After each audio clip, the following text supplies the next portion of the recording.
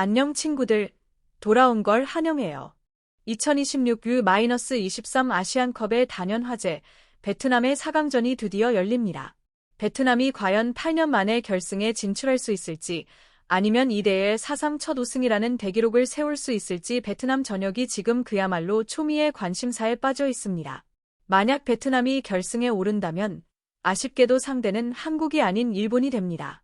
일본 이야기는 여기까지 하겠습니다.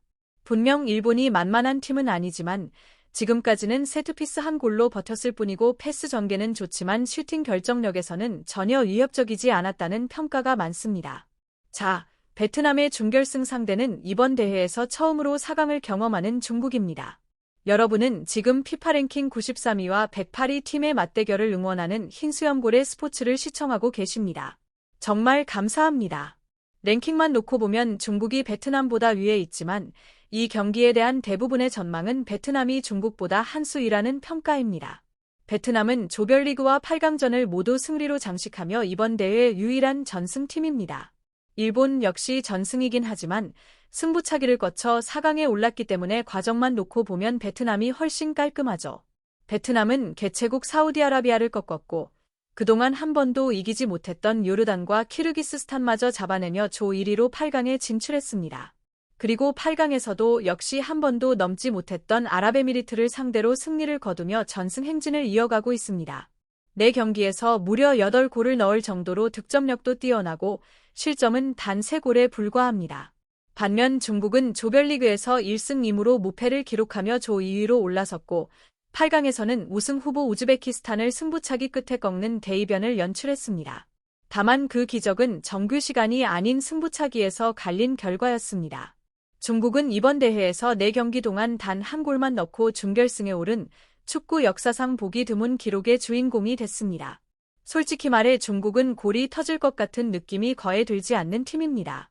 그래서 이 경기가 자정을 넘긴 0시 30분에 시작되는데 정신 놓고 보면 0대 0으로 끝난 뒤 승부차기로 갈 수도 있겠다는 각오를 해야 합니다. 하지만 중국이 상대하는 베트남은 분명 다릅니다. 중국은 호주, 이라크, 태국, 우즈베키스탄을 상대했지만 베트남처럼 촘촘하고 조직적인 축구를 제대로 겪어본 적은 없습니다. 개인적으로 보면 중국은 일본 같은 팀을 만나면 크게 고전할 가능성이 높아 보입니다. 베트남 역시 조직력이 매우 탄탄한 팀이기 때문에 결국 중국 수비에는 틈이 생길 수밖에 없을 겁니다. 실제로 지난해 11월 평가전에서도 베트남은 중국을 상대로 인상적인 경기력을 보여준 바 있습니다. 베트남이 중국을 꺾었습니다. 중국은 수비가 탄탄해서 실점을 막은 게 아니라 엄청난 슈팅을 허용하고도 운 좋게 골을 내주지 않았을 뿐입니다. 슈팅을 그렇게 계속 맞다 보면 언젠가는 더 큰 실점으로 이어질 수밖에 없죠. 김상식 감독은 중국에는 아예 신경도 쓰지 않는 듯 결승에서 한국과 붙고 싶다고 밝혔지만 우선 그 1차 소원은 이루어지지 않았습니다. 중국은 오로지 골키퍼 한 명에게만 기대고 있습니다. 솔직히 말해서 좀 황당하죠. 골키퍼의 선방만을 믿고 버티는 축구는 정말 처음 보는 수준입니다. 별의별 축구 대회를 다 보다 보니 이런 묻지 못할 장면들도 자주 보게 되는 것 같습니다. 김상식 감독은 이번 경기에서도 후반 승부를 염두에 둔 모습이었습니다. 베트남의 에이스 딘박을 선발이 아닌 히든카드로 남겨뒀습니다.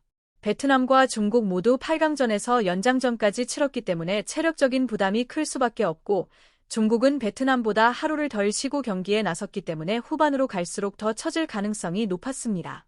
자칫하면 미드필드가 텅 비어 보일 수도 있는 상황이었죠. 베트남은 붉은색 유니폼, 중국은 흰색 유니폼을 입고 나섰습니다.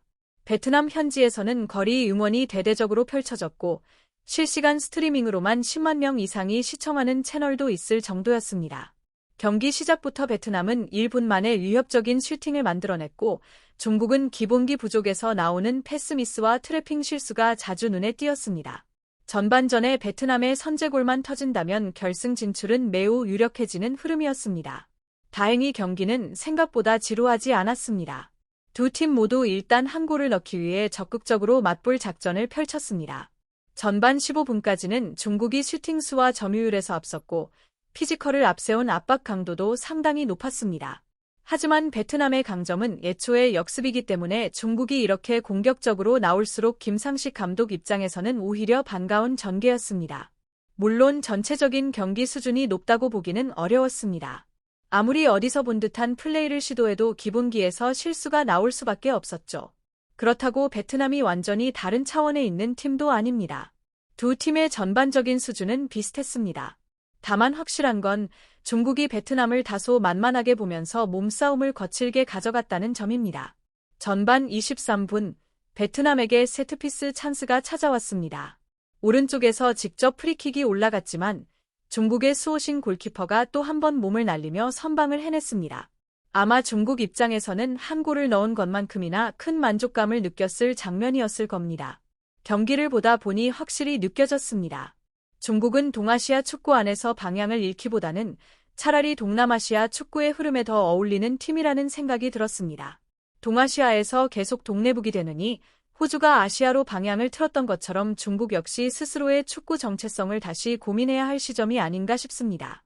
동남아시아 대회로 가면 중국도 그래도 우승권 경쟁은 충분히 가능할 것 같았습니다. 하지만 전반 30분 베트남에 큰 변수가 발생했습니다. 주전 수비수가 수비 도중 무릎이 뒤틀리는 부상을 당하면서 들것에 실려 나가야 했습니다. 전 경기 모두 출전했던 핵심 수비수라 팀에는 큰 충격이었죠. 김상식 감독도 당황한 기색이 역력했습니다. 게다가 중국 선수들은 공격적으로 몰아붙이면서 거칠게 플레이했고 결국 한 명을 쓰러뜨리기도 했습니다. 전반전 예상이 완전히 바뀌었습니다. 중국은 전반전부터 에너지를 쏟아부으며 점유율 65%, 슈팅 5개로 힘으로 밀어붙였고 베트남은 잠시 흔들렸습니다. 하지만 전반전은 0대 0으로 종료되었습니다. 두 팀 모두 절반의 만족을 느꼈겠죠. 특히 베트남 현장 팬들은 전반 상황을 긍정적으로 평가했습니다. 그러나 베트남 현지 매체들은 핵심 수비수 부상에 대해 심각하게 우려했고 김상식 감독은 후반전 시작과 함께 딘박을 출전시키며 변화를 줬습니다. 문제는 중국의 공격력이 전혀 꺾이지 않았다는 점이었습니다.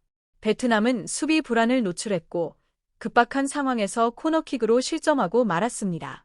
중국의 저돌적인 공격이 제대로 통했던 순간이었죠. 베트남은 정비가 필요한 상황이었지만 이전까지 보여주던 조직력은 사라진 상태였습니다. 김상식 감독은 곧바로 선수 교체를 준비하며 중원을 조정하려 했지만 이미 흔들린 수비 라인을 중국이 무너뜨리며 이번 대회 첫 필드골을 성공시켰습니다. 베트남이 무너지는 순간이었습니다. 문제를 더 심각하게 만든 건 전반 충돌로 부상을 입었던 그 선수가 사실 베트남에게 매우 중요한 센터백이었다는 사실입니다.